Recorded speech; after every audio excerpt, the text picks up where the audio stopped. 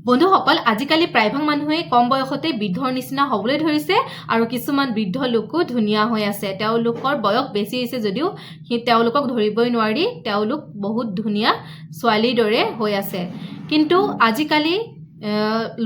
ছোৱালীবোৰৰ স্কিন বিলাক কিয় কোচ খাবলৈ ধৰিছে এয়া কোনো খাদ্যৰ বাবে সাইড ইফেক্ট হোৱা নাইতো কিন্তু কিহৰ বাবে তাৰ বিষয়ে আজি আলোচনা কৰিম তাৰ আগতেই কৈ লৈছো ভিডিওটো যদি ভাল পায় লাইক কৰিব কমেন্ট কৰিব আৰু মোৰ এই ইউটিউব চেনেলটো সাবস্ক্ৰাইব কৰি দিব যাতে মই লৈ অহা হেলথ স্কিন যিকোনো প্ৰকাৰৰ হোম ৰেমেডিজ আৰু বিভিন্ন ধৰণৰ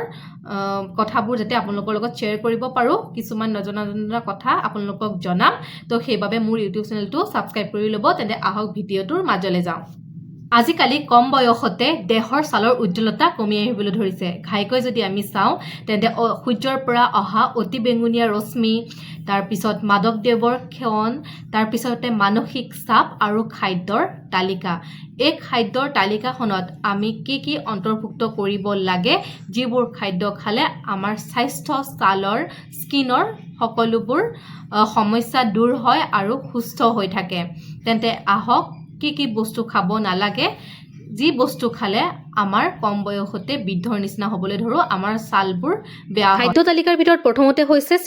চেনি ছালৰ বাবে অতি বিষাক্তকাৰক চেনি আৰু চেনিৰ দ্বাৰা প্ৰস্তুত কৰা খাদ্য কেতিয়াও খাব নালাগে দেহৰ ছালখন ভালে ৰাখিবলৈ হলে চেনি খোৱাৰ পিছত দেহত যেতিয়া বিয়োজন হয় দেহৰ ছালত থকা ঘাই প্ৰটিন কলাজেনৰ সৈতে সংলগ্ন হয় আৰু তাৰ ফলতে দেহৰ ছালত বিস্তৰ ক্ষতিসাধন হয় সেইবাবে অকল চেনিয়েই নহয় চেনি দিয়া চকলেট মিঠাই কেণ্ডি আৰু ডনাট এইবোৰ দেহৰ ছালৰ বাবে একেবাৰে অপৰিপূৰক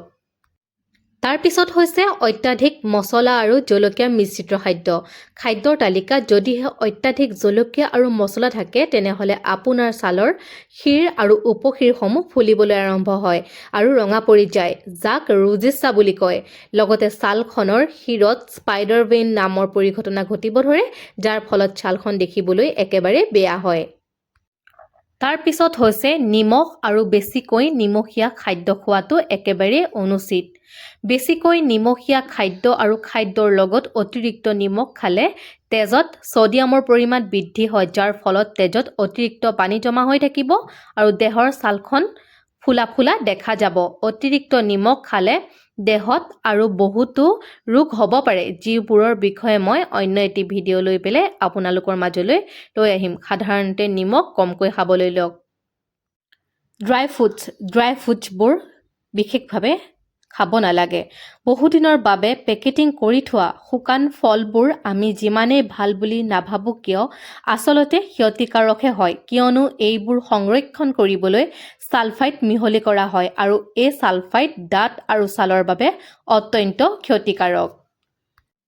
তাৰ পিছত আহো শীতল আৰু শক্তি বৰ্ধক পানীয় কোল্ড ড্ৰিংকছবোৰ শীতল আৰু শক্তিবৰ্ধক পানীয়ত বহু পৰিমাণে ৰিফাইন চেনি দেহৰ বাবে বিষাক্ত এচিড আৰু বিভিন্ন ধৰণৰ ক্ষতিকাৰক ৰাসায়নিক দ্ৰব্য মিশ্ৰিত হৈ থাকে এইবোৰত অতিৰিক্তভাৱে সোডিয়াম আৰু কেফেইন মিহলোৱা হয় যাৰ ফলত ছালখনৰ বেয়াকৈ ক্ষতিগ্ৰস্ত কৰে সেইবাবে আমাৰ কম বয়সতে বৃদ্ধৰ নিচিনা দেখিবলৈ লৈছো আৰু লগতে ছালবোৰ বেয়া হৈ গৈছে এতিয়া বুজিলানে এইবোৰ খাদ্য কিয় খাব নালাগে তেন্তে আজিলৈ ইমানতে মোৰ ভিডিওটো সমাপ্ত কৰিলো আকৌ এটি পুনৰ হেলথ টিপছ লৈ পেলাই আপোনালোকৰ মাজলৈ আহিম তেন্তে আজিলৈ বাই বাই